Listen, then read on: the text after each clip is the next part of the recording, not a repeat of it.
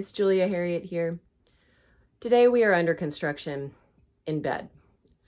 Because if you're anything like me, especially if I'm under some stress, maybe at work or in a specific relationship in my life, or I'm just going through a big change like I am right now, I'll wake up from a sound sleep with this like brick of worry that has just landed out of nowhere. It's kind of like from outer space, all of this running stream of worry takes over. And I'm at the mercy of it. It's like, I meditate, I can do certain things to try to calm myself down. But I found a really amazing tool that I want to share with you today.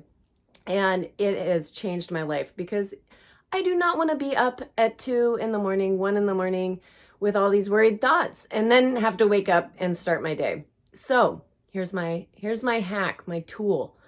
And that is start saying in your mind or even out loud quietly the things that you're grateful for. Now you're probably like, oh my gosh, Julia, it can't be that simple. It actually is. It's totally that simple.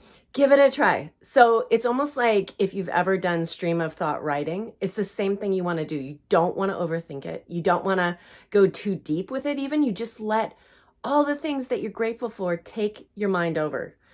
And what happens is that all those worried thoughts that seem totally out of your control, it's like they get diminished. They become smaller and smaller and further away from you. And the next thing you know, you're loving your blanket. You're like, I'm so grateful for the comfort of my bed. I'm so grateful for my partner and my children who are asleep. I'm so grateful that I have feet. It just keeps going and you don't stop. So the trick is that keep going a little further than you feel like you even need. Because I will say that if you don't keep going, the worried thoughts will try to sneak back in. I mean, they are so sneaky.